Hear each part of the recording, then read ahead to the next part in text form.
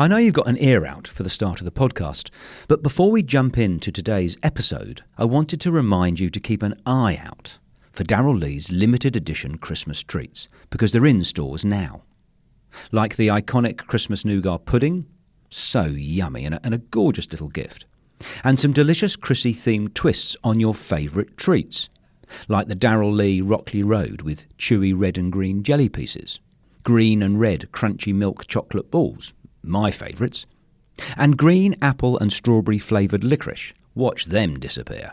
Your Christmas treats table will pop with colour and scrumptiousness. Spread some joy, bring the fun, and enjoy the Christmas tradition that is Darrell Lee. Hurry before they sell out.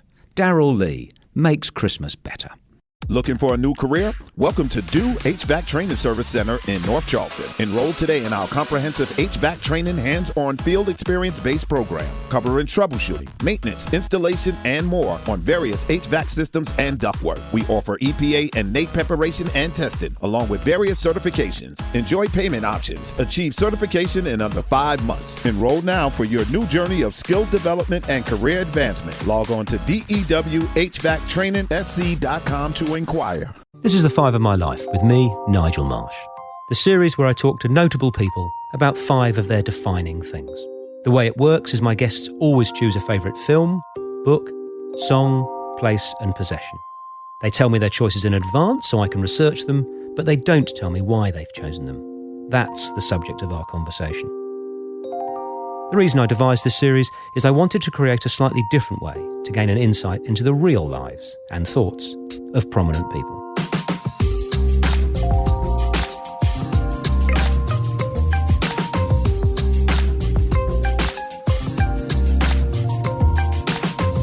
Ted Richards is a former professional Australian rules footballer who represented Essendon and the Sydney Swans.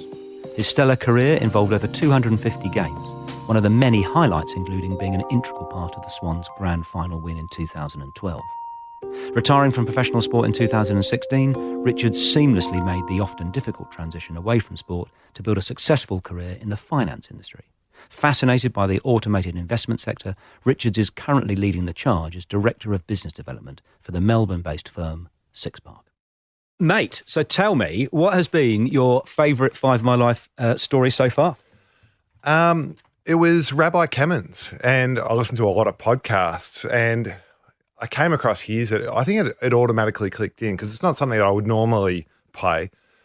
And it just got so existential about religion, faith, and whether or not you need to have a faith to do good things to people. And I don't know, I got a lot of life lessons out of it that I'll take away.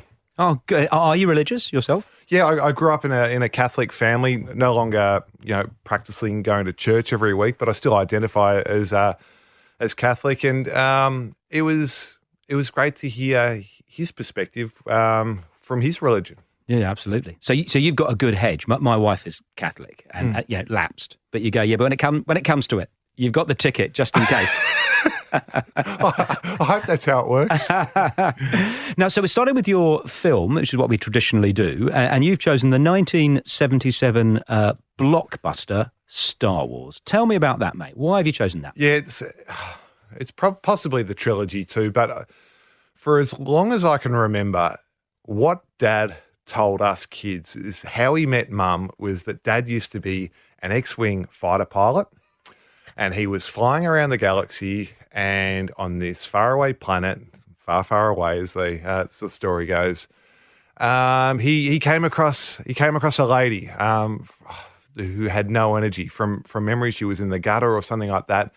And Dad parked his X-Wing fighter pilot and got down, fed her up with some vegetables, gave her some energy, and the couple ended up falling in love, and he brought her back to Earth.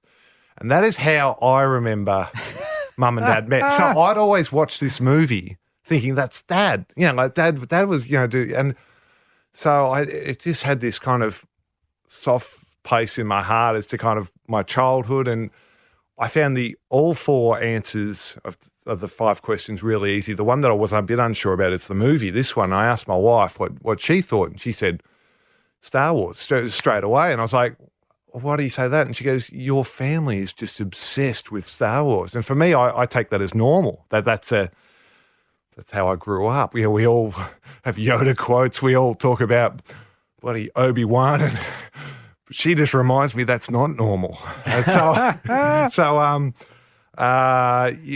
we can talk about, Star Wars, that first episode or episode 4, whatever it is, but yeah, Empire Strikes Back and Return of the Jedi are equally memorable for me for different reasons. So tell me about your dad. He sounds a lovely fella. He's a character. He really is a character. He's a hero, but to tell your kids that and be able to make us believe it too. So I've that's Dad's legacy, and I've got to create my own now. I've got 2 kids, a 3-year-old and a 1-year-old, and it's not right if I tell my kids a real story about how I met Mum, met my wife. What's your philosophy on the Santa lie? That really conflicted me. Oh, that's a fantastic white lie. Yeah. And so you're one of 5. Yep. So tell me about your childhood. What is that like being? And where do you fit in the order? Yeah, so I'm second of 5, and it was just mayhem. Mum had I hope she doesn't mind me sharing this. Mum had her tubes tied after 4. And got pregnant again, which apparently is like a 1 in 100,000 chance or something like that. And so my younger brother was born when I was like 10. And so I won't say that like we were, by no means parents, but, when you're like, 13, 14, you got a 3-year-old, it comes, you start to have some responsibilities and things like that. So it was just fun. It was fun to grow up in. We had a footy team in the backyard. It was great. It was great fun. And do you think that had an impact on the sort of the player that you became because there's so much rough and tumble or whatever? Or I'm not sure. I grew up in Melbourne, so grew up in a pretty footy obsessed family. But at the same time, 2 brothers, 2 sisters. We all had varying different interests in all parts of life. So. I think it was just a well-balanced childhood. Fantastic. Well, so you've chosen a blockbuster for your film, and you're sticking with the blockbuster theme for your book, because we are moving from one of the most successful films of all time to one of the most successful business books of all time. You've chosen Jim Collins's 2001 Good to Great. Tell me about that. Yeah, well, I read it at the time. It was 2010. Back then I was about 27 years old, and I was at the real low point of my football career. I thought I was out of contract at the end of the year. I was halfway through the season. I thought that footy was going to be done with me and that I wouldn't be offered another contract as I was playing reserves. And there was a player that got injured, so I just fortuitously got another chance and finished off the year on a good enough level that they'd offer me another 1-year deal. And at the end of the season, I just did a bit of reflecting, and I don't know why, but I read this book and it just resonated for me so much. It really just planted the seed of where I was going to take my career from here. And because going back 3 months ago, I thought I was moving to Sweden at the end of the year. My older brother was living over there. I'd looked into doing a master's over there, and I'd even started to apply for a scholarship over there. And I read the book. It planted a seed. What really resonated was this metaphor, this Greek parable, which listeners may be aware of the hedgehog and the fox. Could you explain for the rest? Yeah, sure. So in this analogy, the fox is good at everything, whereas the hedgehog is good at only one thing. And in life, many people, myself included at the time, try and be the fox, try and be good at everything. But ultimately, when it comes down to it, if that is your strategy in business, you'll be average, and good is the enemy of great, as Jim says, and you don't want to be average. So I decided, well, I wasn't going to be the fox anymore. I was going to be the hedgehog, and they're good at one thing, and that means that instead of trying to be someone that could just play any position in a game of football and be useful like that, I'm just going to decide here right now, I'm going to be the best defender in the competition, which is a pretty embarrassing thing to say at the time when you're playing reserve football. But that was a decision I made. I wrote it down, stuck it on the wall, worked on my self-talk, and the book, there was also other life skills and messages that I brought out from it about the importance of discipline. Not that I wasn't disciplined, but really controlling that mind and looking at who I wanted to be, how I'm going to be that, and being disciplined with that plan. And he's got a knack for making the complex simple. And I was just so grateful because I went from very quickly that position where I thought I was done, I was going to be sacked, into offered a 2-year contract at the end of the next year, and then being selected in the All-Australian team. And I was so grateful that recently I reached out to Jim.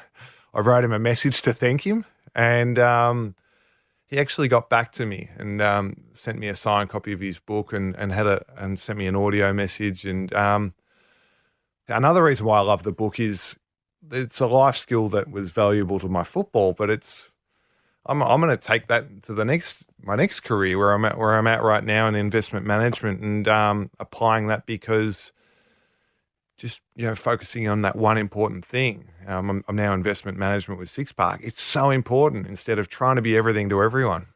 It's amazing that a book could have had such. This is what this podcast is about. The defining things in your life. Where a book can have had such an impact on your life, and for that author to get the message. People make the mistake. I mean, I've written a couple of books, and if someone says something nice to me, it makes my bloody day. For him to get that message, I've listened to the message that he sent you, and I'm actually not surprised, because you people might think, oh gosh, he's famous, why would he be bothering to write to that Australian? No, he would have loved it, and he would have meant that message that he left you. That would have been genuine. He would have genuinely think, that's a connection soul to soul. But I have to ask you a challenging question. Yep. As a financier. Okay. Right. Is how do you respond? What's your view to the fact that the 11 companies he chose in that book have, since publication, have underperformed the S&P 500? Yeah, and I think that's why the following books are Built to Last, How the Mighty Fall. Right. Because there are so many stories, and so there's that narrative which Jim goes out to talk about. And does he talk about the fact that okay. And because a lot of them, because I think the book was written back 2001. And so well before the financial crisis that hit in 2007, and a lot of them were banks. Like I think Wells Fargo might have been one of them, and airlines, so which were hit hard. And so Jim's now apparently doing some follow-up work, and I think what is interesting is it reinforces how hard it is to pick stocks, to pick businesses, resilient businesses that are always going to be good, because they're organic. Things change, decisions change, people change, and just because it might have been a good business or a good investment a few years ago doesn't mean that it's always going to be. And I think there's quite a profound message in there, because seeing your energy, you light up when you talk about that book and the genuine effect it had in your life, and you're a success, and you've made a very difficult transition from sport to business that many people can't do. So the advice for me isn't invalidated, even if all 11 companies went in receivership, even if it's discovered that Jim is a crook.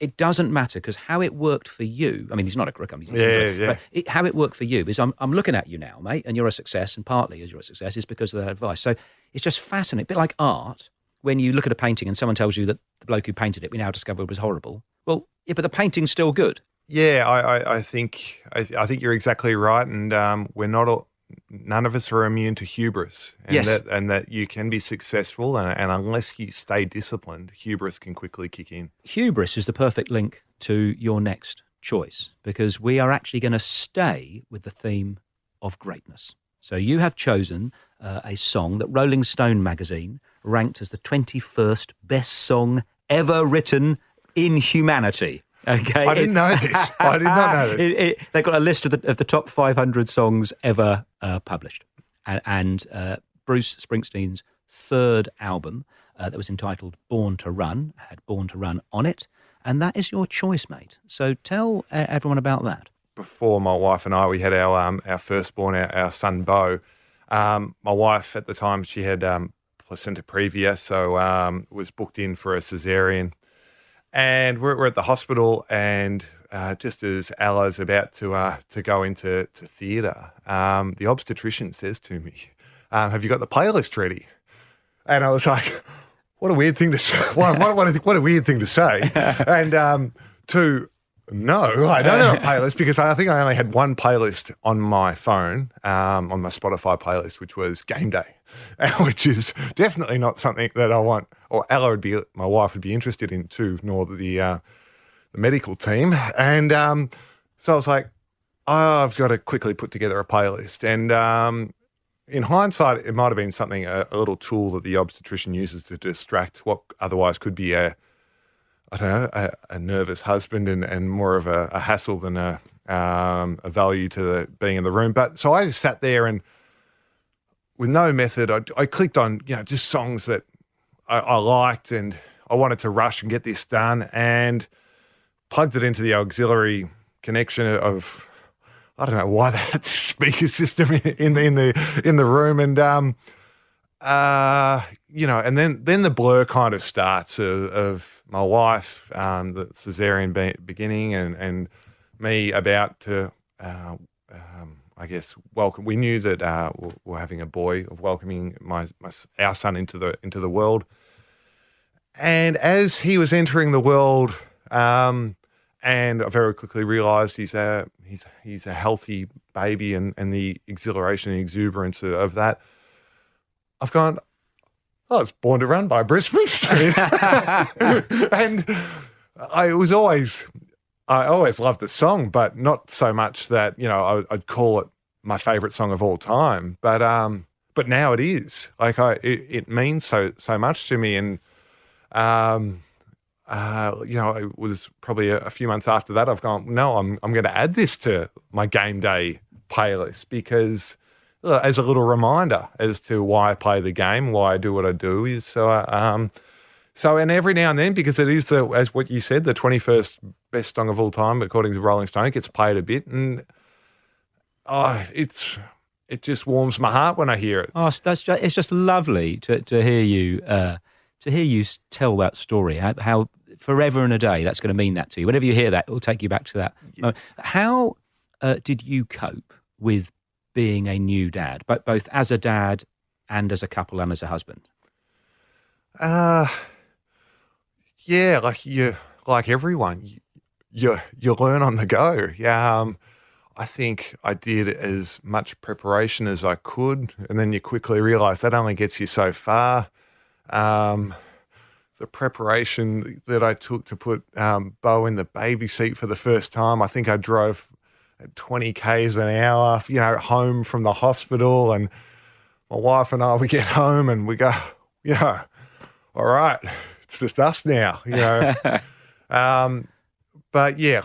I'm learning as I go, but at the same time, I love it. We've now got a baby girl, Poppy, as well, and you never stop learning. It's like so many things in life that I'm aware. Possibly the more I think I know, the more I'm aware that I don't know. There's a wonderful boxing phrase, which is no plan survives being punched in the face. You go, hold on, why is he not sleeping? Yeah, you could probably tweak that a bit, and like every now and then you're changing a nappy and you get pissed on. Yeah. So let's go back to the song itself. Is that song obviously is about breaking out and escaping. The narrative, the lyrics he's writing to Wendy, his girlfriend. Is that something that has sort of driven you in your career, do you think? Trying to get away from something, be a location or a tradition or whatever? No, I probably should at some stage actually sit down and take into account what boss was writing it for, as opposed to just what it means to me now. But no, don't, because that might spoil it. Yeah, true. It'll anchor me and give me a different perspective on what it means to me right now. But no. I played football because of the passion that it was. I tried for as much of I can or I could of my football career to keep it that. Unfortunately, from time to time, it becomes your job and just a job. But if you can keep that passion and that burning excitement, it makes it far more enjoyable. I'm going to give you. Have you seen Blinded by the Light, by the way, the film? No. Okay, so the recommendation for you and Ella, your wife Ella. Yeah. So it's about an Asian Springsteen fan in 1987 in Luton, England. So date night, guarantee you'll thank me. Okay. But another sort of piece of information about that song, because I researched you and researched all your choices, and something I found out about Springsteen, I had no idea, is until that album, he was a failure. He was a cult figure. They had promoted heavily his first two albums, and it hadn't worked. And he'd never had a top 40 hit.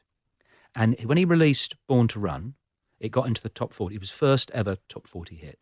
And he was within 2 weeks on the front cover of both Time and Newsweek, and went from being an indie cult figure to an intergalactic star for the rest of his career. So it was transformative, which makes me want to ask, what are the transformative events or milestones in your career? Well, in my football career, it would be the time when I was by myself in 2010, reading that book. When I'd read the book, after your confidence dip. Yeah, and putting pen to paper, and saying, "This is who I'm going to be. This is what I'm going to do. This is who I am, and I'm going to do it every week." Making some physical changes and making some mental changes. That would be one. But I'm also aware that most overnight successes are 20 years in the making, and that I've, with my football career and playing the Premiership in 2012 and getting All-Australian that year, was it that moment in 2010, or was it the sacrifices that I started making when I was 14 and with mates starting to go out that helped take that moment? But so, and then also the career that I'm in right now, I'm loving what I do with the business I'm involved in, but at the same time, I went to uni for 15 years straight. All started back in 2001, making sacrifices to go at night and things like that. So it's such an inspirational story. Have you kept the thing that you wrote down after reading Good to Great, when your confidence was low and you go, right, this is the bloke I'm going to be. I'm going to be the best defender. I'm going to. Oh, I wrote a lot down from the book, but I put a few things on the wall, and one of which was this quote that I slightly tweaked. And apologies if I get this incorrect, because I'm trying to remember it here.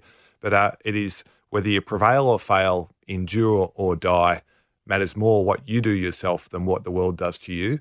Wow. And that was important to me, because at the time, I think I was pretty resilient, but from time to time, I'd say things like I was unlucky with selection, or I was unlucky here, and they were external things.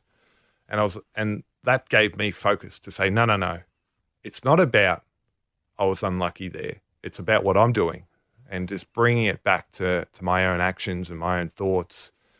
And I guess that's a long way of answering that. That really resonates with me. There's something that upsets me about sporting coaches. It seems to me how wonderful it would be if you were a coach of any team in any code, AFL, soccer, rugby, doesn't matter. If you've been dudded by the referee and someone's been sent off, or try's been disallowed or whatever else, and the bloke shoves the microphone in your face and you say, "Congratulations to Essendon, they played great." And they'll be thinking, "No, hold on, aren't you going to whinge about the referee?" No, congratulations. What about the referee call? "Oh yeah, those are the breaks." Yeah. Please don't go to the easy, lazy, "Oh my God, the referees these days." I mean, have a chat about it afterwards, behind closed doors. But, it's delusional, because my son is a rugby referee.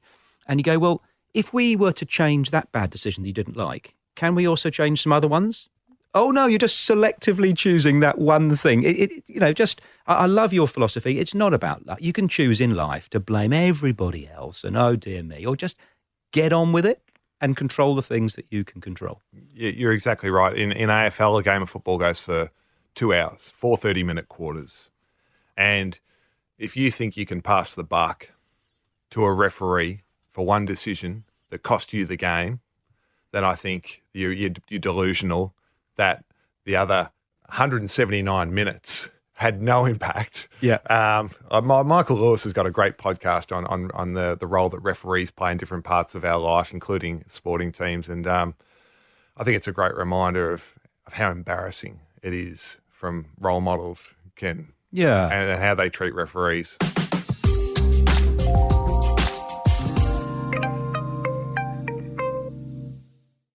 Looking for a new career? Welcome to Do HVAC Training Service Center in North Charleston. Enroll today in our comprehensive HVAC training hands-on field experience-based program, covering troubleshooting, maintenance, installation, and more on various HVAC systems and ductwork. We offer EPA and NAEP preparation and testing, along with various certifications. Enjoy payment options. Achieve certification in under 5 months. Enroll now for your new journey of skill development and career advancement. Log on to dewhvactrainingsc.com to inquire.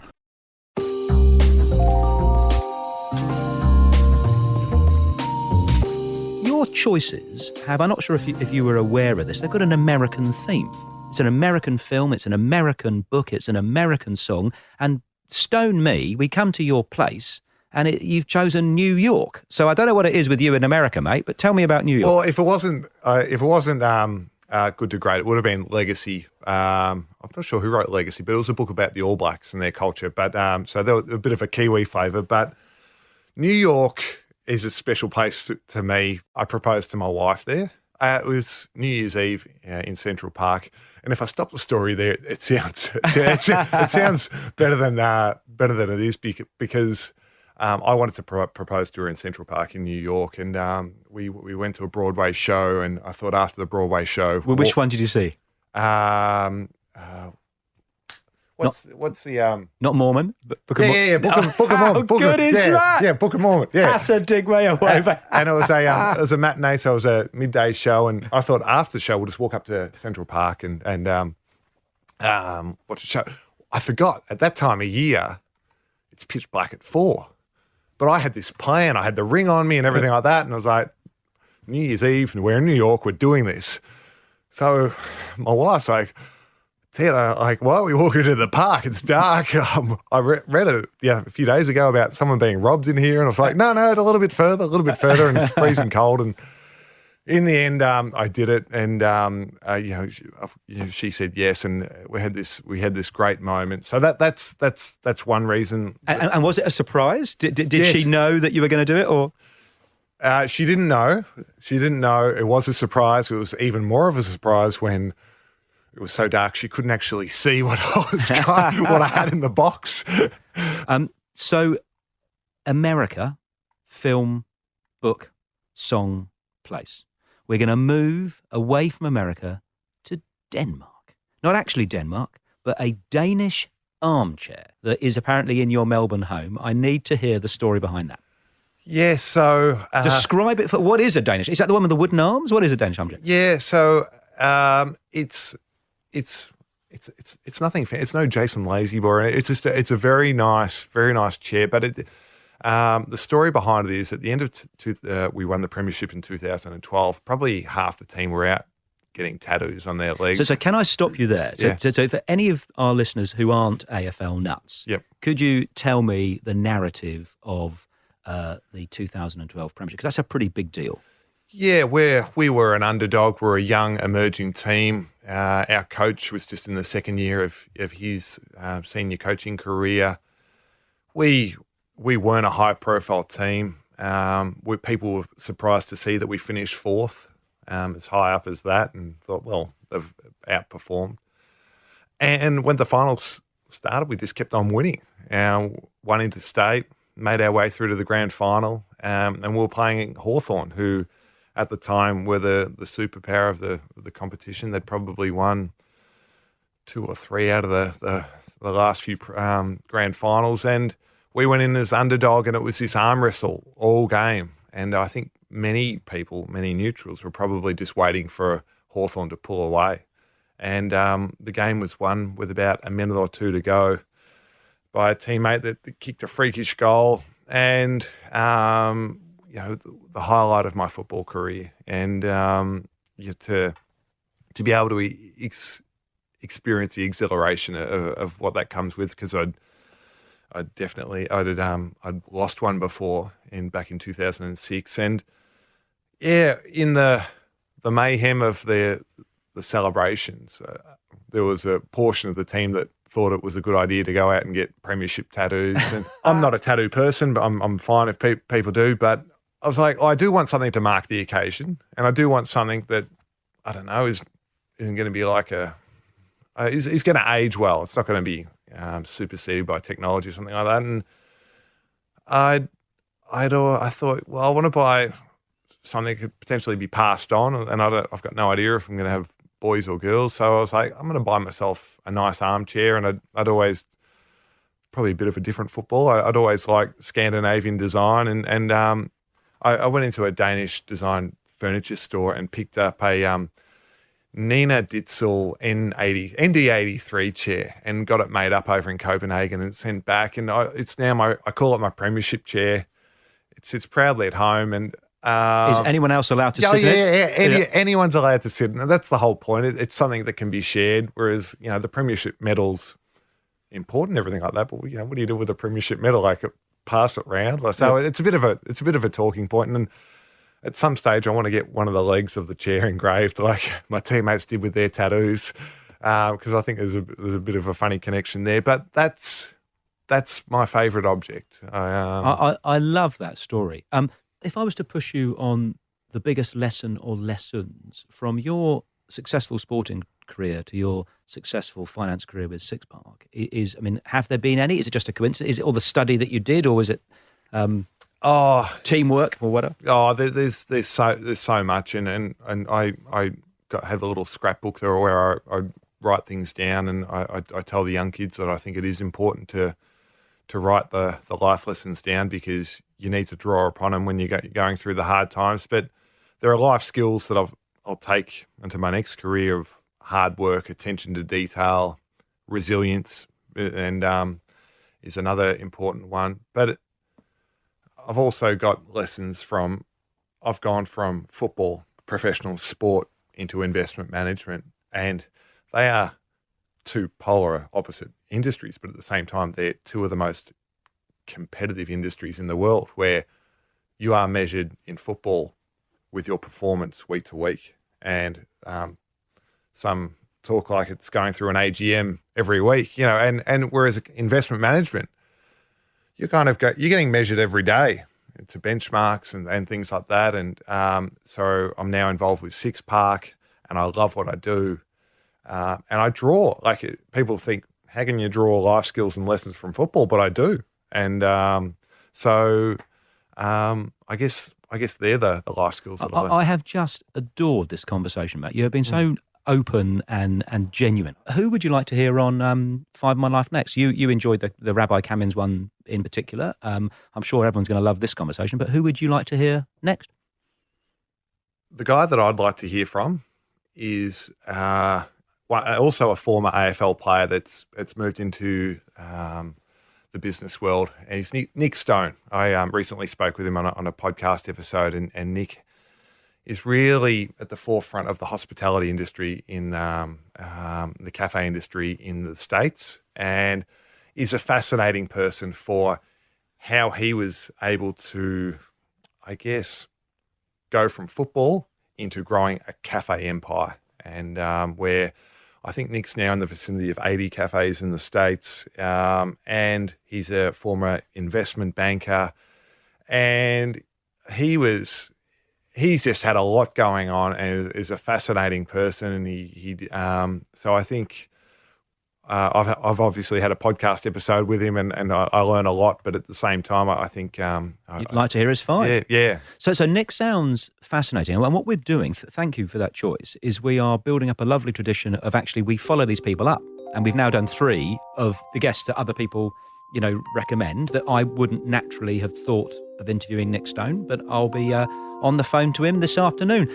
Ted, you are an absolute dead set legend, mate. Very inspirational, very genuine and open. Thank you so much for sharing your 5. Thanks very much, Nigel. The 5 of My Life was presented by me, Nigel Marsh. Producer, Alex Mitchell. Sound production and theme music by Darcy Thompson and Matt Nicholish. Looking for a new career? Welcome to Do HVAC Training Service Center in North Charleston. Enroll today in our comprehensive HVAC training hands-on field experience-based program, covering troubleshooting, maintenance, installation, and more on various HVAC systems and ductwork. We offer EPA and NAEP preparation and testing, along with various certifications. Enjoy payment options. Achieve certification in under 5 months. Enroll now for your new journey of skill development and career advancement. Log on to dewhvactrainingsc.com to inquire.